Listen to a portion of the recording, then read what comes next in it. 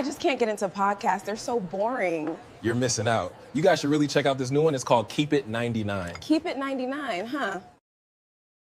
Yes, Keep It 99. And did FaZe just lose the game? They lost an empire from $1 billion valuation to a literal ghost town on Christmas Day. The biggest name in gaming industry has officially hit rock bottom.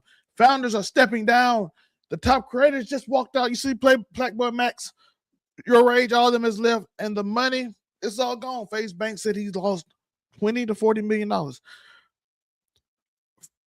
But how did the Dallas Cowboys, that's who they comparing to, the Dallas Cowboys, the biggest organization, the $1 billion organization, become a penny stock cautionary tale, and more importantly, they're way back for FaZe, and the logo officially dead. I'm Zalmay, and today we're to break down with corporate greed, bad deals, and the final exodus that ended the era. Christmas Day exodus, you would say. It's interesting.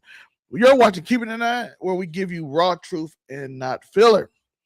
So, first, let's go. Let's start off with what started the downfall of FaZe.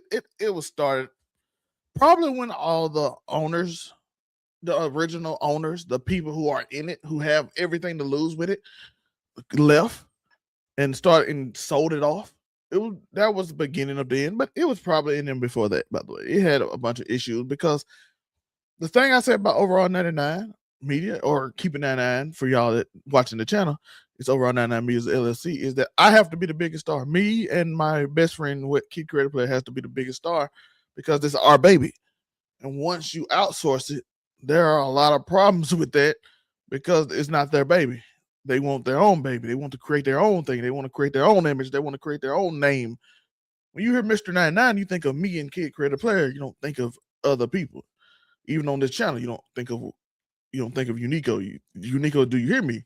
You don't think of Asian and Ebony because you think of Wifeful Views. Even though when you think of Afro comedy, you probably do think of this with Casual Conversations and Just a Fan back in the day in wrestling. But he's a little bit blurred too, so it's a little bit everywhere. So Afro might be on this thing with me, so he probably there. But for the most part, you don't think of it because, again, when you think of FaZe, you think of Banks, Apex, and the people that started.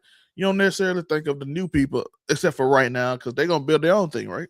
The way AMP is. AMP right now is going to work simply because they are the brand. They're the owners of it, right? They are the one working. Shout out to the kid Marvin 9. He got a question to ask. But while we wait on his question, let's start with what happened and what started the downfall. Y'all remember the Tfue situation with Banks, and there's a bunch of other situations they have, little random scandals. But let's talk about the $1 billion delusion that happened in 2022 when FaZe became the $1 billion organization. The SPAC merger, aiming for a $1 billion valuation, it was supposed to be the culture brand of the future. It was gaming. Gaming was the big thing. You just had Ninja. Now you had TSM. You had all these personalities starting to take off. Then you had the 2020, the big 2020, right? When Valkyrie and Among Us crew and all those people started taking off with personalities. Then you had the growth of Castanet and AMP and Your Rage. Do I play football? I look like you coach. I would be a coach, but I'm not. I do not. I did play football back in the day, but I didn't. I appreciate the compliment. I think this is a compliment. But we had to have a reality check. By the way, shout out to you, the kid. But we had to have a reality check because the stock rate cratered almost immediately. Within months, it dropped from $20 to less than $1. The burn rate, the company was losing tens of millions of dollars a year, spending heavily on lifestyle content and executive salaries while failing to monetize its massive following. Yes, like they were spending money on people who didn't stream. I don't know how that was the first one. That was the biggest mistake.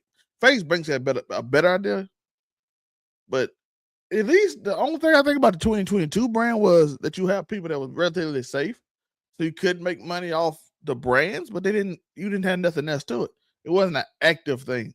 Like a lot of the people they had might was a good idea at the beginning, but maybe if you could have got a Valkyrie or somebody like that, like 100 Thieves style, you can might have did it. But then these people don't stream; they're not constant content creators. So then you burning money basically, and you paying these people absorbing the amount of profits for the executives and all that. So it was all bad. It was people that didn't really care for the brand, just celebrities that were just paying to put their name on it. and then not do brand deals half the time, which was confusing. Which we're gonna get into that in a minute about the brand deals. Next up, we had the fire sale and acquisition. By 2023, the esports winter hit hard. FaZe went through massive layoffs, up to 40% of the staff, and eventually sold the entire company to Game Square Holding. In all stock deals worth just $17 million, a staggering 98% drop from the peak evaluation. Only $17 million. The reboot, Game Square tried to save the brand by bringing back the OG founders, which we didn't know about. You know, we knew Banks was in it. FaZe Bank tempered Apex to run FaZe Media, hoping to restore the brand's edgy authenticity, which is what we come from, right?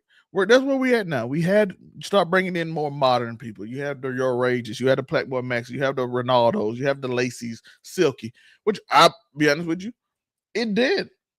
They won Org of the Year twice. But the problem comes in is you're dealing with streamers. And streamers are not normal people. I keep saying it, especially when they get famous young and don't have normality. You might consider Duke Dennis or somebody like that who had to work a job, or some other people who had to work jobs, maybe agent, or somebody who probably have like more of a real world experience. These kids were young. Stephen Ronaldo was like doing Fortnite famous at 16. They didn't show up to the brand deal shoots, which as a company, you don't make money off them right now because they weren't trying to get money from them until later, which we learned at 20%. And you were paying for free housing, free home, and everything else. But the way you get your money back with through brands. I saw them like Lacey didn't show up, so they kicked them, so everybody got upset. And I'm like, yeah, in the real world, you don't show up to an important shoot. The only way the company makes money, it's gonna be a big problem for most people. But again, streamers are not that way. Yeah, he asked me that. It was random. It was random, but I'll take it as a compliment. But it's gonna be it's interesting, right? It's strange to just not do what part of your obligation of work to do, and then expect it, and then say we felt like puppets. Platform Max said, I'm like, yes, you work for someone. You was gonna feel like that. Again, I know these people have been successful, all that. I understand it. I get it. They probably ain't used to that. So it's gonna feel awkward when you have obligations, and then when you don't do the obligations, the company gets mad at you and tries to fire you for it. But again, these are highly successful people, and the company probably pushed some of them. Some of them was already big. We could go over who was big, who was not big, blah blah blah. But some people were big, some people weren't. The company pushed some people that probably wouldn't be where they were if they didn't push them. It's hard to just describe that unless you go into the numbers, deep into the numbers, which y'all can. Let me know in the comments. Let me know. Matter of fact, that's what I want to know. Who would have been big without FaZe, and who needed FaZe? Who did FaZe need, and who needed FaZe? FaZe needed all of them because it worked out for them. They started looking good. But like I said, if you don't show up to certain events, you don't do certain things, you probably get fired from most jobs. And like I said, streamers are an abstract case. They aren't used to that. So, I'm doing this video live just because I'm tired and don't feel like editing it. So I think I talk very well, but I appreciate everybody that come through and watching live. Which leads up to the last thing, the Christmas exodus. The most recent and likely nail in the coffin for the credit side phase happened just days ago. The walkout. On Christmas Day 2025, the core roster, including FaZe Adapt, a 14-year veteran, Stable, Ronaldo, Jason, Wing, and Lacey, all announced their departures. The conflict, reports indicates the contract negotiation with new investor, Matt Kalish, Hardscope, collapsed. They was offering 20, they was saying 20%. They didn't want to give that. Creative felt like they were being treated like puppets with no creative control or fair financial upside. The end of FaZe Media Foundation, Bank stepped down as CEO. That happened a few months ago. The FaZe Media division effectively shut down. And now it's basically just the esports thing. Now, again, I told you a bunch of reasons why it was going to fail. They were going to always feel like they the ones who make the company and not somebody else, not a suit. I'm the one that make the money. But they don't realize, sometimes you don't realize how much money somebody put into you. Rappers feel like this too. Because some people wouldn't be big. Like I said, some of them would have been big regardless. Your Rage was already big. Stable Ronaldo was big. I don't really know much about the other guys. So I can't tell you about them. I know your rage and stuff. Ronaldo was already known. So I can't tell you about no one else because I don't know to give you that information.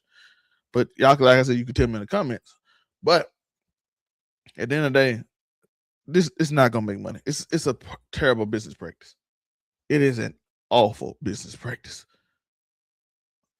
Getting a group of streamers, paying for their house, and having them do content is like a money sink, unless the person in charge is one of you who's in charge.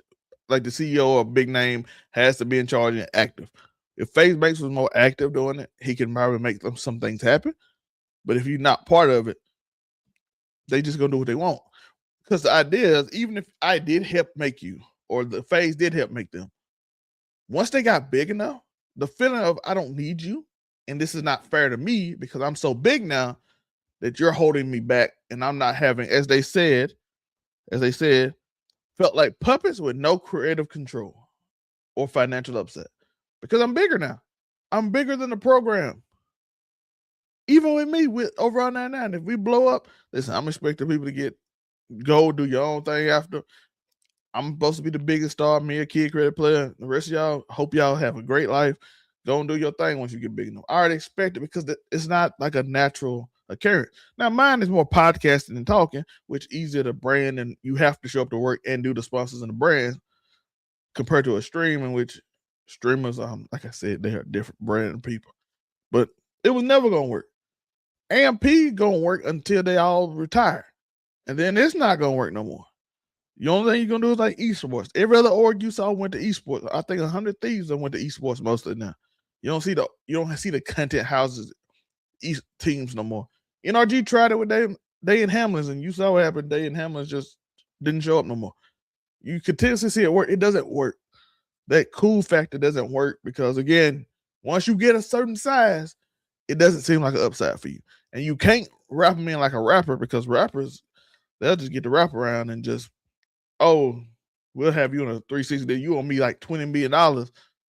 So until you can pay me that, we own you and all that, and we own the rights to the music and all that. So rappers have to go through a lot. You can't say I own the rights to your streams. So it's not going to work the same way. The same way music wouldn't work in terms of executives, it wasn't the label. So that's basically the reason. That's the rundown, a quick rundown. I want to give y'all a quick little video on it. I might do a bigger one with more examples and more things. I just want to give y'all a quick stream just to give a quick rundown. I do appreciate y'all for coming through. Shout out to y'all. With the bum, you know what I'm saying? Shout out to that. Shout out to y'all. But I do appreciate y'all. And like and subscribe to that notification bell. I am your Top Gun Normie, Zelmay. Peace. I just can't get into podcasts. They're so boring. You're missing out. You guys should really check out this new one. It's called Keep It 99. Keep it 99, huh?